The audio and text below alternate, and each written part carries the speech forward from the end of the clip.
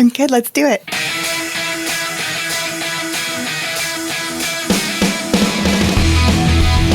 Hello there. We hope you are enjoying the summer. We sure are. This is Mom Sipping Sangria. And you know, over the past 2 seasons, Anita and I have had some amazing chats with some amazing people over some very tasty sangria. So we thought we would share a few of our favorite conversations with you for this episode. Best of Season 1 of Mom Sipping Sangria, where we revisit our chat with the gal who started it all with us, career coach Sarah Vermont. Then we head into our conversation with dream expert and all-around fascinating gal, Lori Leuenberg, who has interpreted dreams for everyone from The View to Dr. Oz, Good Morning America, The Today Show, and on and on and on. She was a really cool chat. And then we wrap it up with Terry Hart. If you're running out of good TV and movies, Terry tells us some of her faves back from Season 1. And I'll tell you, Anita, I still haven't watched that movie she was raving about. So that is my August watch for sure. So gotta get to that. That's funny that you say that because it just popped up in my feed that I still need to watch it because I had put it as, I will like it or whatever. And I watched most of the other shows, but that one too. So both of us, August, deal. So all of this on the best of Mom Sipping Sangria Season 1. Cheers. Cheers.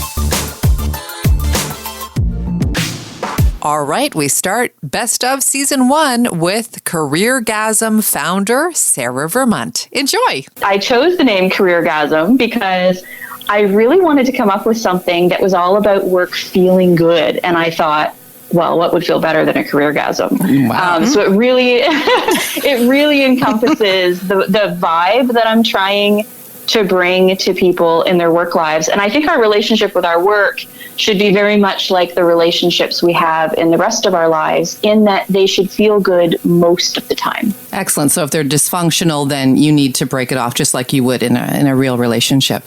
You talk a little bit about, joy being a good motivator what motivates us to make change. But sometimes it's the opposite, right? It's pain. So can you talk about the different motivating factors in a little bit greater depth and maybe, what people should be looking out for? Sure. Yeah. I'm a big believer in joy and desire as, one of the motivators towards moving towards something that feels good. But honestly, in my experience and in the experience of my clients, I actually find pain is a much stronger motivator to help people make change. And I think that's the case because it forces us, actually, just like Anita was saying, she had a big life change and she felt like she no longer had a choice. She had to quit. I think that's the case for a lot of people. Whether it's a big life change with, maybe needing to devote more time to a parent who's sick. I happen to work with a lot of people who are burned out and have a lot of health issues because work has gotten so bad. And in their cases, pain is the primary motivator, telling them that they have to get out. I can totally relate to that because for me, it was also pain that drove me to make that change.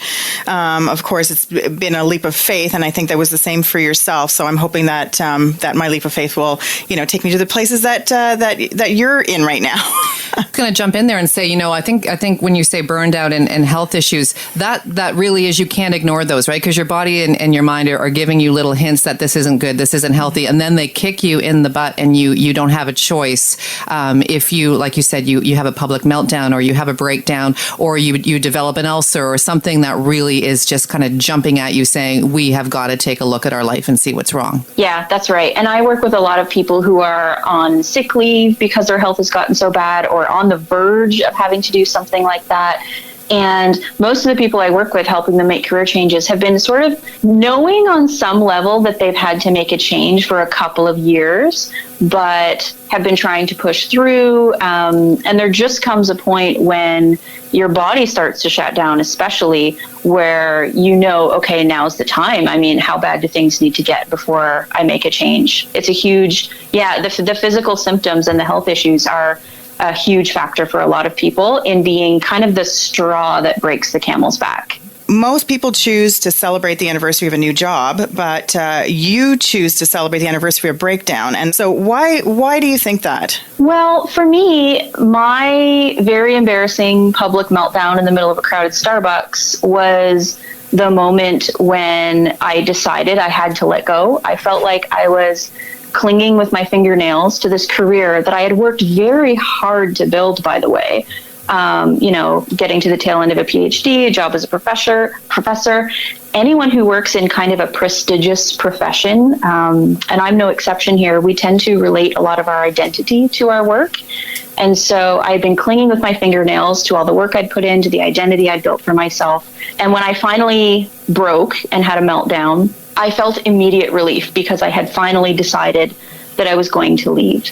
I stayed in my teaching post until the end of the semester, but I did give notice the very next day. And so for me, that was worth celebrating because in that moment when things felt the worst, everything changed. And I actually think that's true for quite a lot of people. Certainly my clients have told me that's true for them.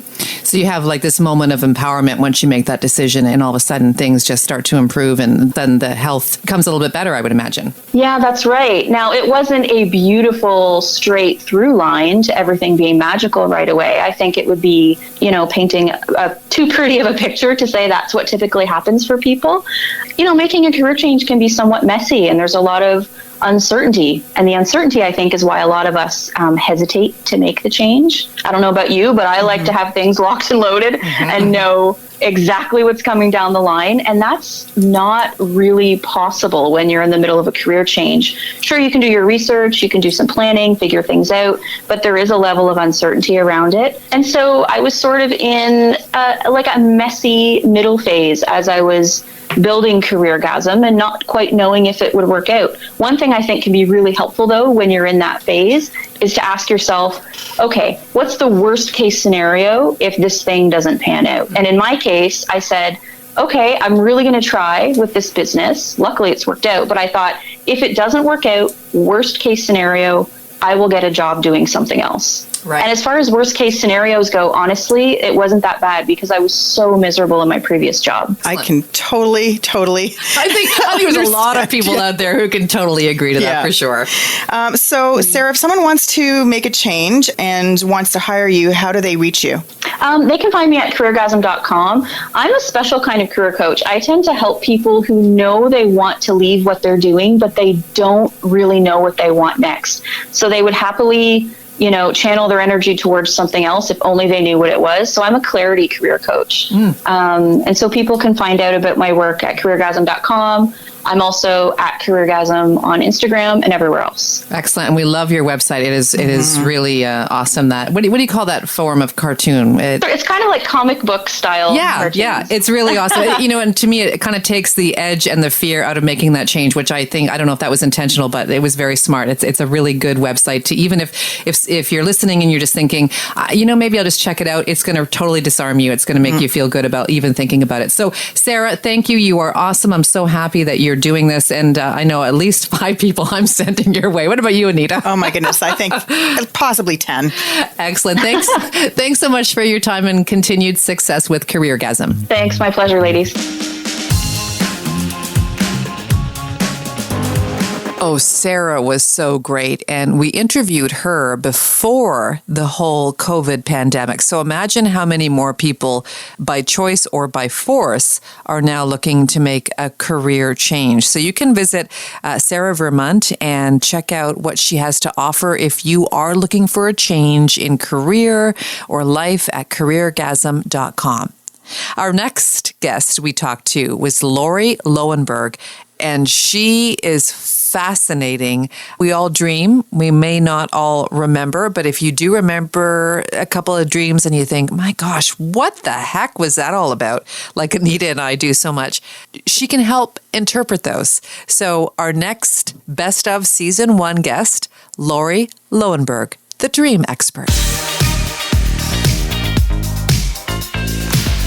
So, Lori, we want to start by finding out why you became a dream analyst. What was the motivation for this career? Well, I've always been a very vivid dreamer, and I can remember my dreams since I was 2-3 years old.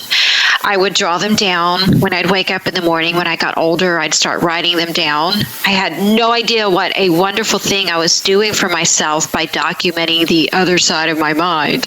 But it wasn't until I was 19 and my grandfather died, and he was the first person close to me that ever died. So it was a very big coming of age moment.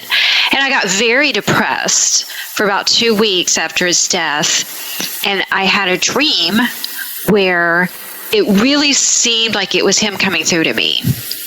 And in the dream, I knew he was dead, and we were walking arm in arm through a museum, and I asked him, "What's it like where you're at?" And he said, "I can't tell you that, but what I can tell you is that it's secure." Then he gave me a hug, and he walked up the staircase, and I woke up, and I could smell his Old Spice. I could still feel him around me. It was so real. It really seemed like it was him coming through. And that's the dream that propelled me to study dream psychology, because I wanted to know what just happened to me. What happens every night? Why do we do this? Does it mean anything? What is the purpose? Wow, that must have been so amazing. powerful, right? Yeah. We're going to come back to that actually, because I do have a question on that. But let's break it down even further. And so, what is a dream, and why do we dream? Okay, so dreaming is actually a thinking process. You are thinking when you're dreaming. It is a continuation of your thought stream of the day. We're constantly thinking. We always have this inner dialogue, or is it an inner monologue? I don't know. We're talking to ourselves. It's always happening. There's always a thought process. When we drift off to sleep, that thought process is still happening. But then once we fall asleep and enter REM sleep, which is when dreaming takes place, that thought process is still happening. But now, instead of thinking in words like we normally do throughout the day, we're thinking in symbols and metaphors, because the brain is working differently when we're in REM sleep. Different parts of the brain are turned off, like the part of the prefrontal cortex that controls linear rational thought.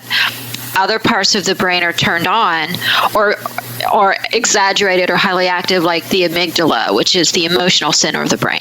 So you're still thinking, you're still commenting on your day, but it's a much deeper form of thought. It's a very honest form of thought. It's symbolic. So it's not literal, it's symbolic. And that's why dreams seem so weird. And you mentioned you think that dreams are basically on that theme a built-in therapist. You really have to pay attention to them because they're trying to tell you things. Yeah, 100%. We're all built with our answers that we need for our life, built right in. No one really knows what you need for you at any moment in your life better than you.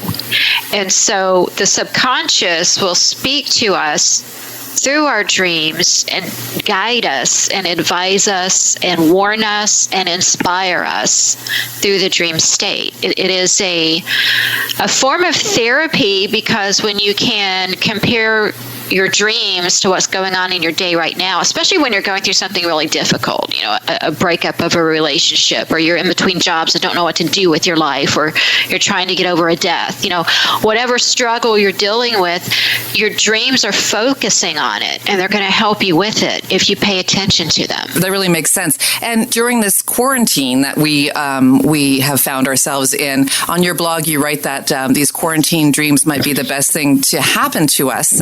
Can you just explain that a little bit more? Okay, so since quarantine, I actually had no idea how good it would be for me because everybody started remembering their dreams. It became this phenomenon. Everyone was tweeting about their quarantine dreams, and and people who normally do remember their dreams are suddenly longer and more vivid than normal. And it was this amazing phenomenon. And everybody was like, I think every media outlet in the entire world came to me and asked me about this. And it's such a wonderful thing because we're all now paying attention to our dreams, and we're not dismissing them, and we're wondering about them, and we're trying to figure them out. And the reason why this is happening is because with lockdown, we're not having to get up at 6 a.m, roll out of bed, get ready for work and go.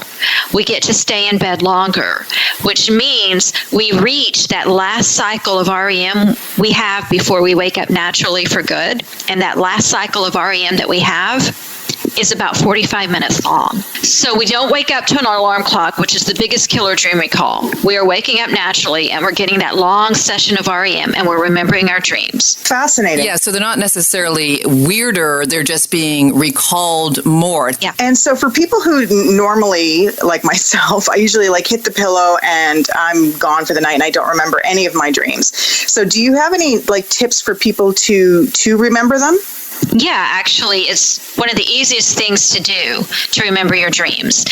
So when you wake up, whether it's in the middle of the night to visit the bathroom or you're waking up for good in the morning, it is crucial that you do not move. You want to stay in the exact same position you woke up in, because that's the position your body was in when you were dreaming. So if you move your body when you wake up, you're essentially unplugging yourself from the dream you were just in seconds ago. So you want to stay put and quiet your mind. Don't think about what you have to do today. Let your mind be blank. Lay there in that quiet, still time. Give yourself like 3 to 5 minutes, and the dream will come back to you. And that's all it takes. And it might, in the beginning, it might just be, there's a song on my mind. Well, that's on your mind because it had something to do with your dream. Or maybe you just remember something about a dog. Great, write that down. The more you do this, it's like working a muscle. The stronger your dream recall will get. And before you know it, you'll be remembering all your dreams throughout the night. And by the way, we all average about 5 dreams a night. Do we really? Oh, that's fantastic. Yeah, every 90 minutes throughout the nighttime, we enter REM sleep. So the first cycle of dreaming of the night will be 5-10 minutes long, and then the next cycle will be longer than that. And each cycle is longer than the previous one, and then that last one before we wake up for good.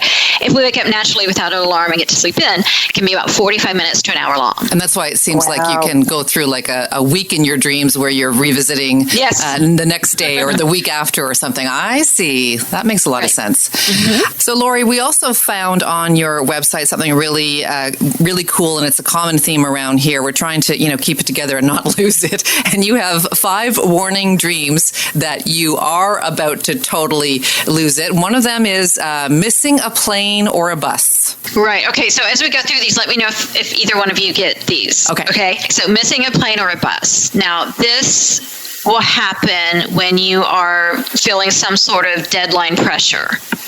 So, if you have a job where like you're a journalist or you have projects and you always are up against a deadline, this is a very common dream. But if you don't have that type of job, you'll get this dream when perhaps you're under a personal deadline.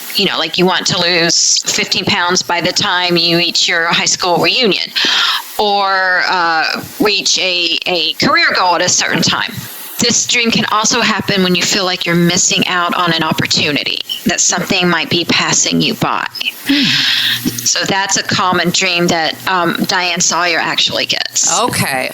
Losing your car or your car gets stolen is another sign that you might be about to lose it. Yes. Okay. So the car will represent your motivation or drive to move forward with something. It's your ability also to move on from something. It's your ability to go where you want to go in life.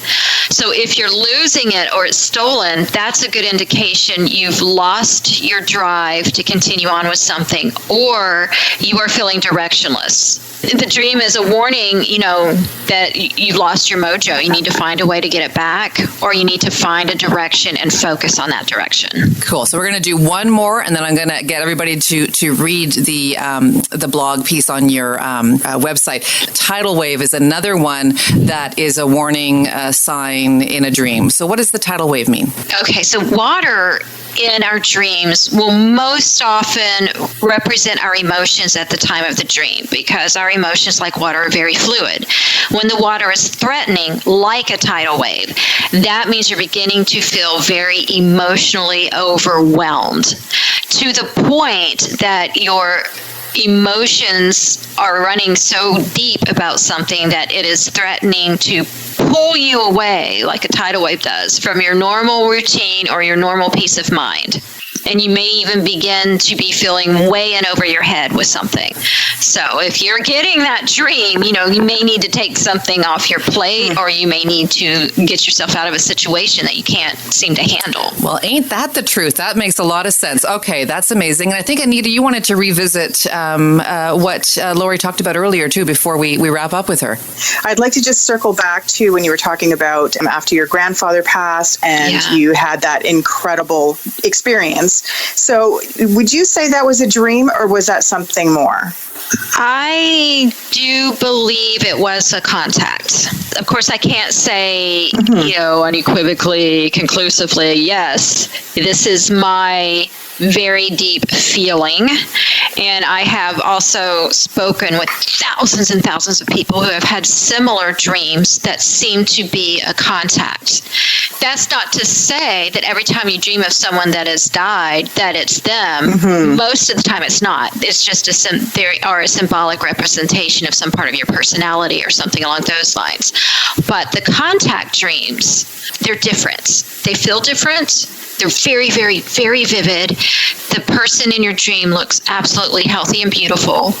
And they usually have some sort of message, like, I'm still here, I am fine, everything is the way it should be, carry on. Something like that. What was yours like? Very, very similar to what you're describing. I've had that with people who are present in my life. It could even be someone that I've met of theirs, but that's very important to them. And then I'll tell them, hey, I had this dream, and they can do with it what they feel like. But I do feel like you that it could be a little bit more than just a dream. So thank you for that. Well, here's scientifically why I also think, aside from just it being my belief and my personal experience, scientifically, here's why I think it's possible. Science tells us that everything that exists gives off some kind of vibration and travels in waves. We have radio waves, light waves, our heart works in waves, that's how we exist, how anything that exists. So if consciousness exists after bodily death, it is going to have a vibration and travel in waves. So who is to say that when we go to sleep and enter REM sleep, our brain waves have slowed down to the perfect frequency where we can tune in like a radio to that consciousness that's out there and communicate and receive messages. That's why I think it's possible. There's something to that, for sure. For sure. Laura, we could talk to you all day, all night. You are so fascinating, and this world that you're studying and you've become such an expert in is really, it's just so interesting. Are we missing anything else that you feel people should keep in mind about their dreams or the dream world? Would you like a final say on anything? Sure. So never dismiss your dream as just a dream. It's easy to do, and it's really bizarre, very disturbing. Oh, it's just a dream. Well, it's not just a dream. It was a very, very, very important communication that your subconscious was trying to give you. So in order to start figuring out what those messages are that you're sending yourself through the dream, start keeping a dream journal in tandem with a day journal, so you can connect the dots between what happens in your day today and what you dream tonight. Because whatever you dream tonight, it is triggered by something that happened today. It's connected. I suggest keep them in the same notebook. Write your day at the end of the day on the left side. And then when you wake up in the morning, write down your dreams on the right side. So you have them next to each other, and you can see how your dreams correlate with what happened in your day and how you felt that day and what you thought about that day. And the insight you'll get in that can be mind-blowing. That is awesome. Well, Lori, thank you so much. You have tons of amazing articles out there that you've posted. You have a couple of books. Where can we find you, and where can people follow you? Okay, so you can find me through my website, LaurieLowenberg.com, but Laurie Lowenberg is kind of hard to spell. So if you just Google Dream Expert, I'm the first one that comes up. Nice. And then you can also follow me on Twitter at The Dream Expert. And on Instagram, check out my pinup art, because I'm also, in addition to a dream analyst, I'm also a pinup artist, because my dreams kept nagging me to start painting. And now I have a thriving pinup business where I paint or draw you as a pinup girl. And so you can find me on Instagram at pinup_artist_Laurie Lowenberg. So just start typing pinup_ and I'll pop up. And you know what? I did see those pieces. They are fantastic. And I just love it. You have a real talent there. So clearly your dreams were correct on that one. They were. They would not leave me alone for like 18 years. So I finally said, okay, subconscious, I get it. And I started painting. And within 2 years, I had a thriving pinup business. Oh my gosh. I think that'd be such a great, interesting gift too. So we'll definitely put that on our social media, Laurie, for sure. Okay, cool. Thanks. Well, thank you so much for your time. Again, fascinating subject. You're a fascinating lady. Please stay well and safe. And thanks for joining us today on Mom Sipping Sangria.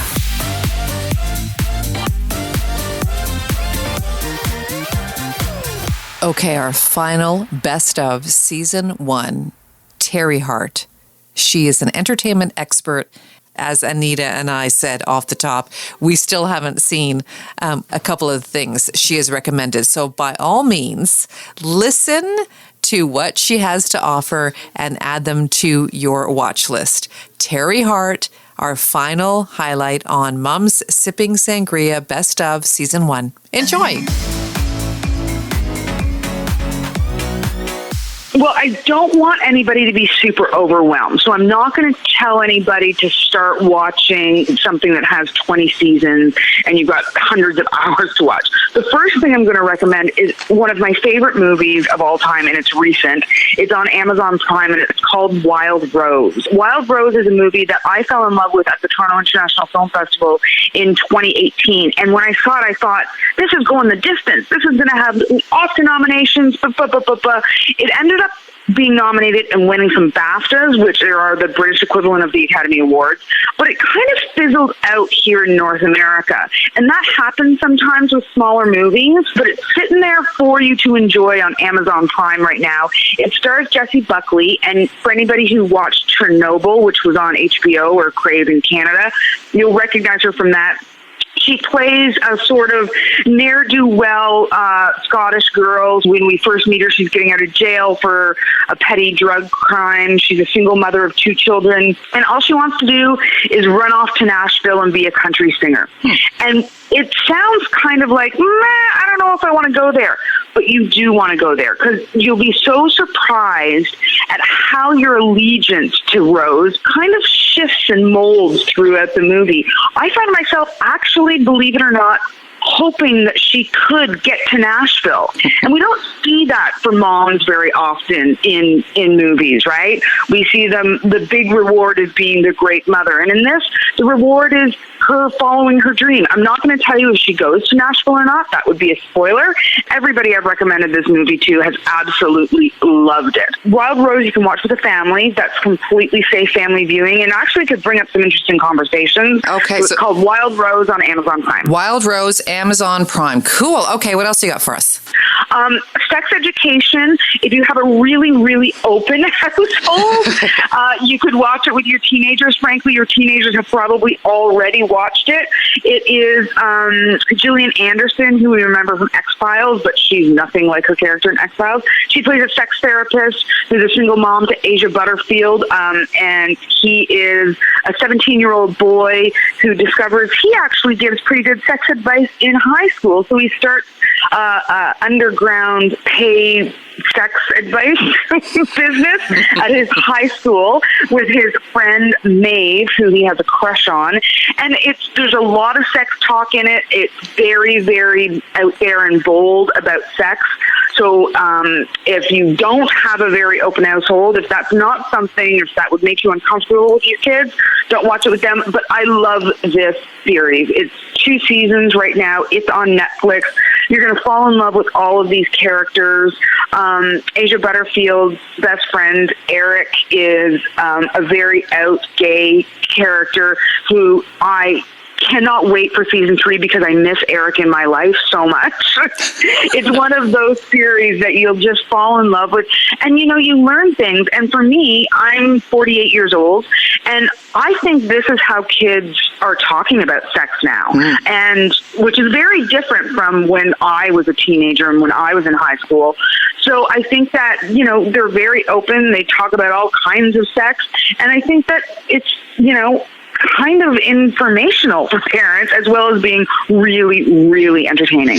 Yeah, I'm going to have to, I'm the kind of parent that gets really uncomfortable when the scenes come up and I'm watching stuff with my kids. I fast forward it or say, you guys watch that on your own. So maybe independent viewing for both of us, but it does sound super interesting. Yeah, it's great. And it is absolutely entertaining. And Gillian Anderson is a fantastic character as a sex therapist in it. I love Gillian Anderson. I was a huge X-Files fan. Aha. I always love it when we get to see actors that we love playing a character that's so different than what we first fell in love with them for. And this is a very, very different character for her. Yeah. Okay, we mentioned Amazon Prime. We've mentioned Netflix. Is there something maybe on Crave that you could recommend? Yeah, so there are a couple things on Crave. So Years and Years. This is a spectacular 6-part series, 1-hour episodes each. It stars Emma Thompson as a kind of alt-right wing politician in the not-so-distant future. So it starts in 2019, quickly jumps to 2024, and then the 6 seasons take us through 1 year each, and we end up in 2029. This isn't sci-fi. It's in the very, very near future. So everything they're doing, how they're interacting with technology, how they're interacting with each other, how they're interacting within their homes, seems very familiar. It's just a little bit heightened, and it's dealing with issues that we are talking about every day now. So everything from immigration issues to banking crises to major countries leaving long institutions like the EU and the UN. And it's all told through the lens of this one family, the Lyons family. There are 4 siblings, and then their spouses and the matriarch of the family, who is their grandmother. If you're having super anxiety around this self-isolation time and COVID-19 and the pandemic that we're living in right now, this might not be for you. It might be a little bit triggering, but for anybody who is just kind of interested in the possibilities of what all this is not dealing with a health pandemic, but it is dealing with politics and finances and the stress of the time. And again, this is kind of flown under the radar a little bit. I could talk about Tiger King. I can talk about, Ozark and all those shows that everybody know, but I'm trying to kind of get people interested in things that might have flown under the radar. That's so cool. And you're right, because, when we called you originally, you had both just finished Ozark, and I'm watching season 2, and then we talked about the Tiger King. And you're right, everybody kind of defaults to these go-to things. So this is great that you're giving us, the more obscure, overlooked ones. Are there other things that you want to put on our radar? Well, on the opposite side of the spectrum, we just saw the season series finale of Schitt's Creek. Mm-hmm. And this is a show that all Canadians should be so super proud of. It's a show that is made here by Canadians. It's incredibly funny. It is broken through universally and especially in America in such an incredible way. Dan Levy, Eugene Levy, Catherine O'Hara, Annie Francis, they're all incredible talents. Emily Hampshire as well. And they're short, right? They're less than half-hour episodes. So you can plow through the seasons quite quickly. Really fun to watch with the family. It's just a remarkable success story for Canadian talent. I remember them at the Emmys and how they were so well received, and they were rock stars in that audience, which I found so interesting. Yeah, well, the Emmys, Eugene and Dan, they opened the show, and it was kind of like, we're your non-host hosts, right? And it was amazing, the reception they received. And it was wonderful to see that. I was thrilled for them, and I've been a fan fan of the show from day one. And now that it's getting all this kind of hoopla around it ending, I think people are just starting to catch on to it, or some people are, and it's a high recommend for me. And Terry, what about just a few others? Just throw them out there and we'll look into them ourselves. Parasite's going to be coming on streaming services at the end of April, and you could go back and watch some Bong Joon-ho movies. Both Snowpiercer and Okja are on Netflix. They're directed by him, and they're not in Korean. They are English movies if you have an adversity to subtitles. There's a great 6-part comedy, dramedy series called Feel Good with a Canadian comedian by the name of Mae Martin. And if you want a really interesting documentary, I was fascinated by this doc on Crave called McMillions. Remember when McDonald's used to do the Monopoly game? Yes. It was a scam, guys. Well, I'm glad I didn't play it then. Yeah, seriously. Why? I don't know if it was a scam in Canada, but there was a huge scam about it in the United States. And this kind of peels back all the layers, and it really makes you look at the fact of, some criminals who think it's a victimless crime. Really, this guy who did this, and I'm not going to tell you who it is. You got to watch it because it's fascinating who this guy is. He ruined businesses.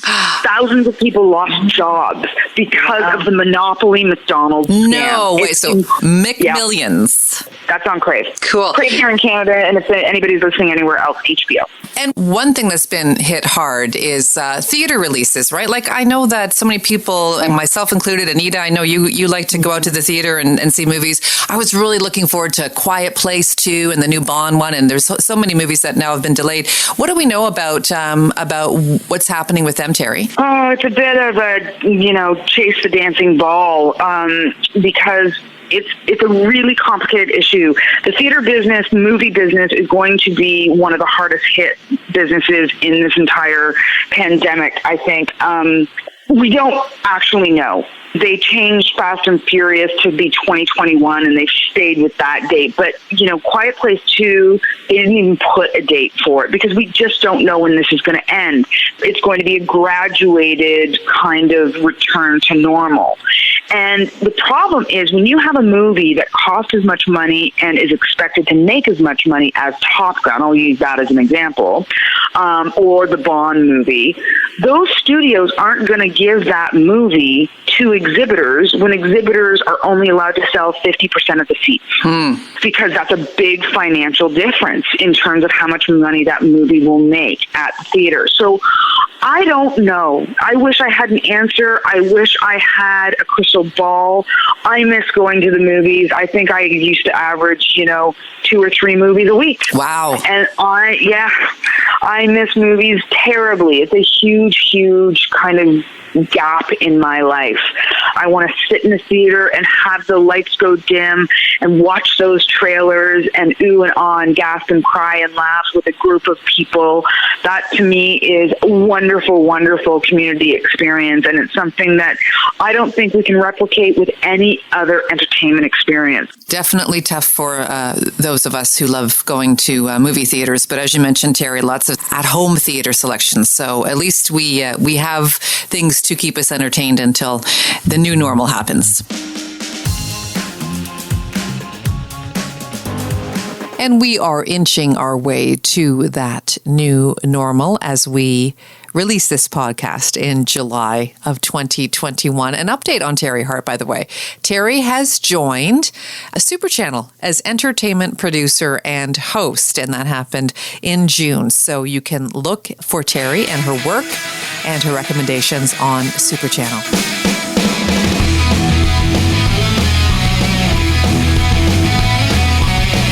Thanks so much for listening to Mom Sipping Sangria, best of season 1. Now, Sarah, Terry, and Lori were just 3 of the many fabulous guests we chatted with in season 1. You can visit our website, momssipping.sangria.com, or wherever you stream your podcasts, and listen to the rest of season 1. Next episode, the best of season 2. We hope you join us over Sangria for that one as well. Until then, stay well and cheers. Cheers. Mom Sipping Sangria is produced by Elm Podcasting. Cha-cha-cha. Keep going. Woohoo. Okay. Hello. Yeah.